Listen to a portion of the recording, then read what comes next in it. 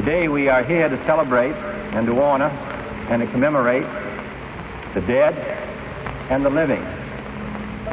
The young men who in every war since this country began have given testimony to their loyalty to their country and their own great courage. I do not believe that any nation in the history of the world has buried its soldiers further from its native soil than we Americans, or buried them closer to the towns in which they grew up.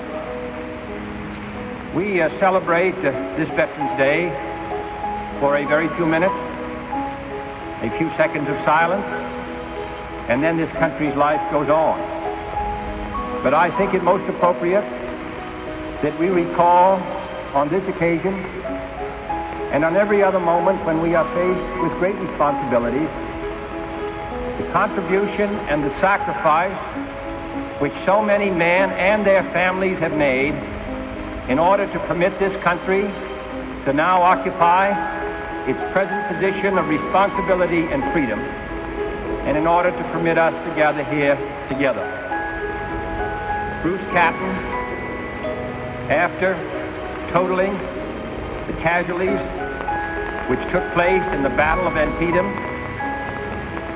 not so very far from this cemetery, when he looked at statistics which showed that in the short space of a few minutes, whole regiments lost 50 to 75% of their numbers, then wrote that life perhaps isn't the most precious gift of all. That men died for the possession of a few feet of a cornfield or a rocky hill, or for almost nothing at all. But in a very larger sense, they died that this country might permit it to go on, and that it might permit it to be fulfilled, the great hopes of its founders.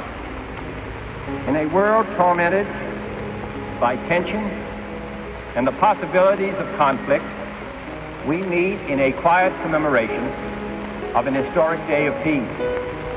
In an age that threatens the survival of freedom, we join together to honor those who made our freedom possible.